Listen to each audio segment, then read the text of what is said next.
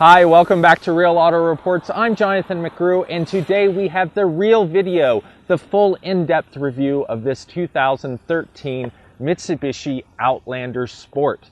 This is an interesting car, and we're going to take a look at all the things you're going to want to know. So let's jump in the driver's seat and get going. All right, so here we are inside the 2013 Mitsubishi Outlander Sport. This is the all-wheel drive model, and it is the SE, which is the top of the line. So let's get out on the road and see what this thing has to offer. We think already from our first impressions, it's a nice vehicle from Mitsubishi, but it needs some more investigation. So let's go. So the first thing you're going to notice when you get out on the road in the 2013 Mitsubishi Outlander Sport is that it has a CVT. And this CVT gives the impression that this car is a little sluggish. When you first get on the gas, even with 148 horsepower, the all-wheel drive system does take a little bit more energy to get it moving. So if you want to get going in a vigorous fashion, you're really going to have to step on the gas, and it's going to wind that CVT up, and then you're going to get going. But again, keep in mind that this car is not supposed to be a performance SUV. It's a mid-size crossover. It's a value-oriented crossover, so it's meant to make sure that the price tag is not too high, yet it gives you a lot of standard features that are great, and it generally drives really well. But it does give that perception of being a little sluggish because of the CVT combination with the all-wheel drive. And 148 horsepower is about what you used to find in the Elantras from about 10 years ago. So it's definitely not a brute force kind of vehicle when you're driving it. Now, for the price point, which we were just talking about, we should mention that the two-wheel drive model starts at about $19,000. To get an all-wheel drive model, you're going to go up to about $21,000. And then this is the SE. The SE is the top trim level. And to go to an SE model, you're going to be at about $23,000 to start. Pretty much all the options, including this fantastic panoramic glass roof, is about $28,500. It's actually $28,570 and some change, and that's as delivered. So you can get a really well-equipped vehicle here from Mitsubishi that is capable with full four-wheel drive, all-wheel drive technology, and you can basically have something that's affordable. And that's actually pretty remarkable in the SUV spot, to have as much that Mitsubishi is packed into this car.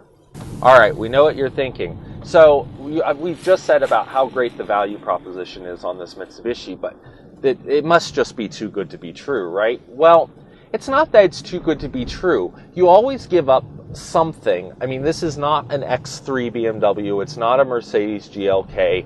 It's really not even your Infiniti or any of those. What it is it doesn't have some of the features like the finishes on the dash, and the seats are not quite as decorative as you might find in some of the higher end SUVs. But if you're looking in the same price point, you're looking at maybe an Xterra or a Rogue, or even something like a Murano, because you can get those that aren't as well optioned up in a low price point, but you're still going to be in the 30s with a Murano. If you're looking at this kind of range of SUV, a Kia Sportage, this car is going to compete pretty well. It's not going to be as performance-oriented as some of the ones with the new turbos. The new Kia Sportage gets great remarks that way. But what it is going to give you is this Mitsubishi communication system, the Fuse Bluetooth system. You've got rain-sensing wipers in this car at $28,000, automatic headlights, variable height headlights, which is pretty cool. This fantastic panoramic roof, which is a several $1,000 upgrade to get this in the premium group. However, it won't open, so don't try to. But it does have little lights up here along the roof ledge, so at night you get that kind of mood lighting, and you can shut the electronic roof and it'll glow above your head.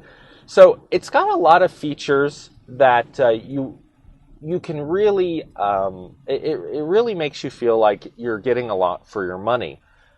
Now, if we talk about the driving experience, that's where you start to set the premium from the mid-range to the lower cars. So let's talk about that in a second. Driving the 2013 Mitsubishi Outlander Sport is a little odd. It is a live SUV.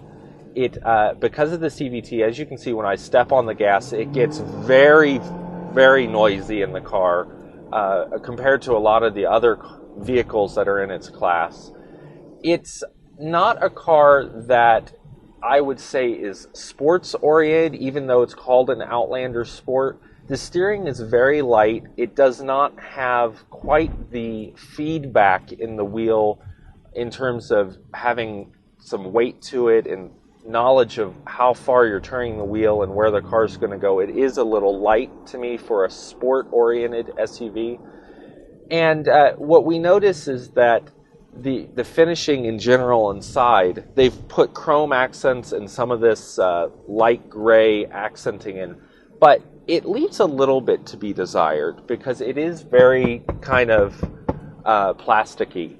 Now, this is not out of the ordinary if you're looking for value out of your car. It still looks good. It's still going to be functional. This car at $28,000, though, does not have leather interior. It only has cloth.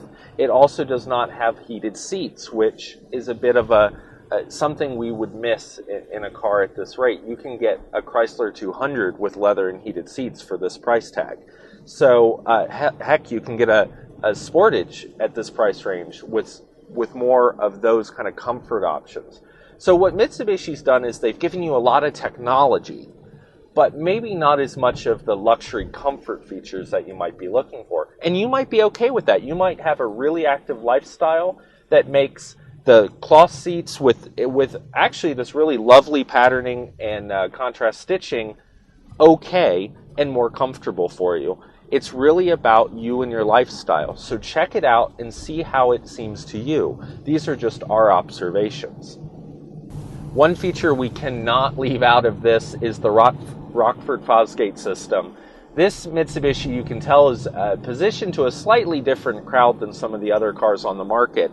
And it does have that fun and sporty exterior look. So it may not have the performance to back it up, but it looks great rolling down the road. It also has a 710 watt sound system in this car with the option group it has, and a 10-inch subwoofer in the trunk. And let me tell you, your friends are going to hear you coming if you buy this car and you crank the sound system up. So that definitely has a younger vibe to it. And I think Mitsubishi is still trying to go after a younger market with their cars. So that actually could make up for a lot of things this car might not have that you're looking for. It's got a lot of great room. You can get duffel bags in the back with 24-inch suitcases. You could get 3 suitcases stacked in there side by side in the back. And with the rake on this car, it's pretty impressive. It's got a pass-through from the back, so you don't have to fold the back seats down to put your skis through. And the seats still fold. It actually is a well-designed car. You just have to decide what you're willing to get and give up to be right in the $20,000 to $30,000 price tag range. So we think Mitsubishi is doing a good job. It's just it's taking a different take on the market. So that's the real review of the 2013 Mitsubishi Outlander Sport. Base price in two-wheel drive is about $19,000. To go up to an all-wheel drive, your base price is about $21,000. To get the top of the line Mitsubishi Outlander Sport, like our test vehicle here, you're going to start at $23,000 and top out with all the options here right about $28,500 and some change. This is a pretty cool vehicle. Goes 0 to 60 in about 9 seconds in the all-wheel drive. Has 148 horsepower. And we think the looks are some of the best that Mitsubishi has had in the past decade. It's a car worth looking at, especially if you're on a budget and you still need to carry family and luggage. We'll see you in future reviews down the road and future Real First Impressions. Check out our Facebook. I'm Jonathan McGrew for Real Auto Reports. We'll see you down the road.